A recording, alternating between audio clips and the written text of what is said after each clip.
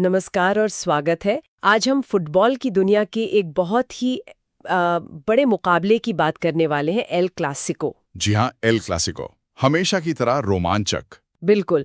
ये वाला मैच हुआ था 26 अक्टूबर 2025 को रियल मैड्रिड और बार्सिलोना के बीच सैंटियागो बर्नब्यू में। और देखिए, हमारे पास ना इस मैच पर एक YouTube वीडियो के लिए बनी वॉइस ओवर स्क्रिप्ट है। अच्छा, स्क्रिप्ट है तो हम उसी के जरिए मैच को देखेंगे। हाँ, उसी स्क्रिप्ट के आईने में हम उस दिन क्या हुआ, कैसा खेल रहा, क्या नतीजे निकले, ये सब समझने की कोशिश करेंगे। स्क्रिप्ट की शुरुआत ही मतलब माहौल सेट कर देती है। तारीख 26 अक्टूबर 2025, मैदान बर्नब्यू, और हवा में बस एक ही चीज, टेंशन। हाँ, क्लासिको में टेंशन तो होता ही है। स्क्रिप्ट इसे सीधे सीधे फुटबॉल का सबसे बड़ा बैटल कह रही है। दोनों टीमें फुल कॉन्फिडेंस में थी, जाहिर है, लेकिन स्क्रिप्ट इशारा करती है कि उस दिन कुछ अलग ही होना था ना। और ये सबसे बड़ा बैटल वाली बात बिल्कुल सही है। एल क्लासिको सिर्फ एक फुटबॉल मैच नहीं है। हाँ। ये तो मतलब दो क्लबों की बरसों पुरानी दुश्मनी, उनकी पहचान, उनकी पूरी हिस्ट्री है। सही। स्क्रिप्ट में आगे एक जगह बदला पूरा किया, ऐसा कुछ भी है। हाँ, बिल्कुल है। तो वो दिखाता है कि इसके पीछे इमोशंस कितने जुड़े होते हैं। पिछली हार, हिसाब बराबर करने की इच्छा, ये सिर्फ 3 पॉइंट्स का खेल नहीं है। यहाँ तो इज्जत, गर्व सब दांव पर होता है। स्क्रिप्ट ने वो नब्ज पकड़ी है। सही कहा। तो चले सीधा मैच के एक्शन में, जैसा स्क्रिप्ट में बताया गया है। हाँ, बिल्कुल। खेल शुरू हुआ और ज्यादा टाइम नहीं लगा। 22वें मिनट में ही पहला बड़ा धमाका, किलियन एम्बापे। एम्बापे, बड़ा नाम। हाँ, स्क्रिप्ट उनके गोल के बारे में क्या कहती है? लाइटनिंग फास्ट रन और परफेक्ट फिनिश, मतलब बिजली सी रफ्तार और एकदम सटीक फिनिश। वाह, और रियल मैड्रिड को मिल गई शुरुआती बढ़त, स्कोर 1-0। क्या शुरुआत। और बर्नब्यू का क्या हाल हुआ होगा? स्क्रिप्ट लिखती है, बर्नब्यू फट पड़ा एम्बापे की आवाजों से। अरे बिल्कुल, एक्सपेक्टेड था। शुरुआती गोल, वो भी एम्बापे का, और वो भी इस स्टाइल में जिसे स्क्रिप्ट लाइटनिंग फास्ट और परफेक्ट कह रही है। ये तो मैड्रिड के लिए मतलब एक जबरदस्त स्टार्ट था। हाँ, कॉन्फिडेंस एकदम हाई हो गया होगा। बिल्कुल। और बार्सिलोना पर शुरू में ही प्रेशर आ गया। स्क्रिप्ट का वो फट पड़ा शब्द बिल्कुल सही माहौल बता रहा है। लेकिन भाई, सामने बार्सिलोना थी, ऐसे कैसे हार मान लेती? स्क्रिप्ट बताती है कि जवाब जल्दी आया। हाँ, जरूर आया होगा। 30th मिनट में एक young player, Fermin Lopez, script कहती है, यंग फर्मिन लोपेज ने एक चांस लिया और गोल कर दिया। अच्छा, फर्मिन लोपेज। हाँ, इस नौजवान खिलाड़ी ने मौका लिया और गोल दाग दिया। स्कोर हो गया बराबर, 1-1। वाह। स्क्रिप्ट के शब्द है, गेम फिर से जिंदा, खेल में जान आ गई वापस। ये बहुत जरूरी गोल था बार्सिलोना के लिए। दिखाता है कि टीम बिखरी नहीं पहले गोल के बाद। और फर्मीन लोपेज मतलब यंग प्लेयर का गोल करना। हाँ, स्क्रिप्ट ने यंग पर जोर दिया है। हाँ, और लिखा है एक चांस लिया। शायद कोई अचानक मिला मौका, भुनाया होगा।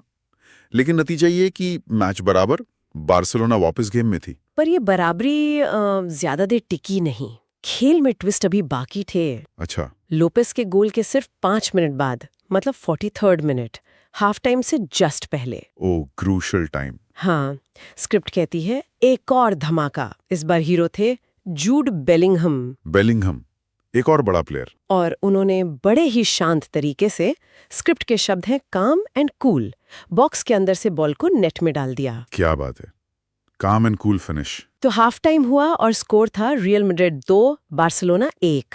देखिए, हाफ टाइम से ठीक पहले गोल करना, ये साइकोलॉजिकली बहुत बड़ा होता है। बार्सिलोना ने अभी अभी बराबरी की थी, उनमें जोश आया होगा। हाँ, मोमेंटम शिफ्ट हुआ था। लेकिन बेलिंघम के इस गोल ने, वो भी इतने काम एंड कूल तरीके से, उस जोश को ठंडा कर दिया होगा। मैड्रिड को न सिर्फ स्कोर की बढ़त मिली, बल्कि ड्रेसिंग रूम में वो एक मानसिक बढ़त के साथ गए। बिल्कुल। अच्छा, फिर आया दूसरा हाफ। स्क्रिप्ट बताती है कि बार्सिलोना ने बहुत कोशिश की। हाँ, करनी ही थी। गेंद पर कब्जा, मतलब पोजेशन, ज्यादातर उन्हीं के पास था। लेकिन एक इम्पॉर्टेंट पॉइंट है स्क्रिप्ट में, रियल मैड्रिड का डिफेंस कैसा था? Rock solid. अच्छा, रॉक सॉलिड डिफेंस। चट्टान की तरह मजबूत। ये होता है अक्सर। पोजीशन आपके पास है, पर सामने वाली टीम का डिफेंस इतना ऑर्गेनाइज्ड है कि आप मौके ही नहीं बना पा रहे। हाँ, बिल्कुल। तो वो पोजीशन का फायदा नहीं होता। स्क्रिप्ट का रॉक सॉलिड कहना मतलब शायद मैड्रिड बहुत डिसिप्लिन से डिफेंड कर रही थी, स्पेस नहीं दे रही थी।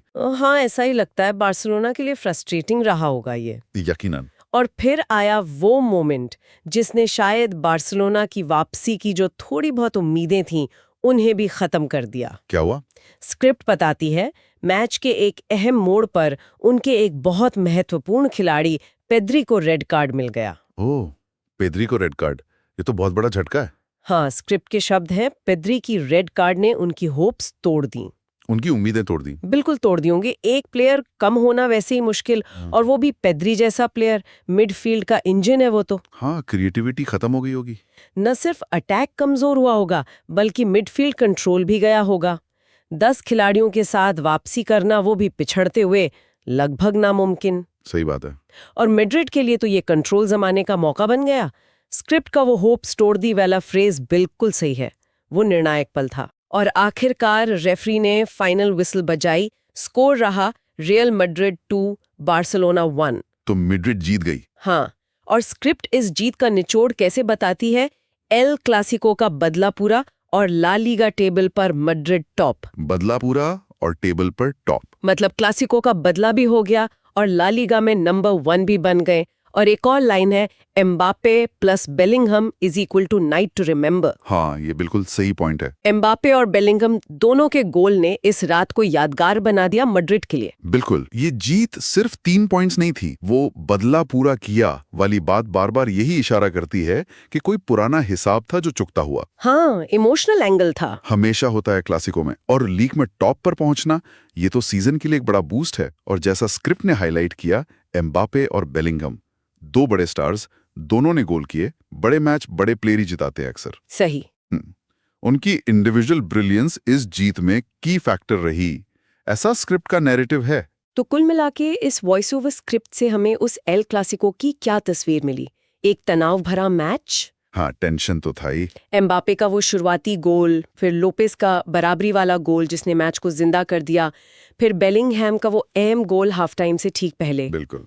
दूसरे हाफ में मैड्रिड का वो रॉक सॉलिड डिफेंस, और फिर पेद्री का वो रेड कार्ड जिसने मैच का रुख तय कर दिया। हाँ, टर्निंग पॉइंट। और अंत में मैड्रिड की 2-1 से जीत। और की प्लेयर्स कौन रहे? Goal scorer Mbappe, Lopez, Bellingham और रेड कार्ड वाले पेद्री। हाँ, ये स्क्रिप्ट सिर्फ स्कोर और घटनाएं नहीं बताती, ये उस मैच के ड्रामा को भी पकड़ती है। टेंशन, फटपड़ा, धमाका, जिंदा, होप्स तोड़ दी, ये शब्द उस इमोशनल रोलर कोस्टर को दिखाते हैं। हाँ, महसूस होता है पढ़कर। और इससे पता चलता है कि टॉप लेवल फुटबॉल में सिर्फ टैक्टिक्स और स्किल नहीं चलते। प्रेशर झेलना, बड़े मोमेंट्स पे परफॉर्म करना, कैम एंड कूल फिनिशिंग याद है, हाँ, मोमेंटम को समझना, ये सब बहुत जरूरी है। मैड्रिड ने इस स्क्रिप्ट के मुताबिक अच्छी शुरुआत की, झटके से जल्दी उभरे और फिर बढ़त को डिफेंड किया, एक चैंपियन टीम की तरह। तो ये थी कहानी 26 अक्टूबर 2025 के एल क्लासिको की, जैसा हमें स्क्रिप्ट से देखने को मिला। रियल मैड्रिड के लिए एक यादगार जीत, ला लीगा में टॉप पोजीशन, और हीरो रहे एम्बापे और बेलिंगहम। बिल्कुल। और इस पूरी बातचीत के बाद मेरे मन में एक सवाल आ रहा है, शायद हमारे सुनने वाले भी इस पर सोचें। हाँ, बताइए। इस तरह का मैच, इतना हाई प्रोफाइल, इतना इमोशनल, जिसका नतीजा स्क्रिप्ट कहती है बदला पूरा करने जैसा था, इसका असर आगे जाकर दोनों टीमों पर कैसा पड़ेगा? अच्छा पॉइंट है। मतलब आने वाले मैचों पर। हाँ, क्या ये जीत मैड्रिड को एक ऐसी लय देगी जो उन्हें पूरे सीजन में ले जाए? और क्या ये हार बार्सिलोना के लिए एक तरह का वेकअप कॉल होगी कि वो अपनी कमियों पर काम करें? हाँ, और नई एनर्जी से वापसी करें। अक्सर फुटबॉल में एक मैच का नतीजा सिर्फ उस दिन की कहानी नहीं होता, वो आने वाले कल की कहानी की शुरुआत भी होता है। इस स्क्रिप्ट ने हमें उस दिन की कहानी बताई, पर असली कहानी तो शायद अब शुरू होगी मैदान पर।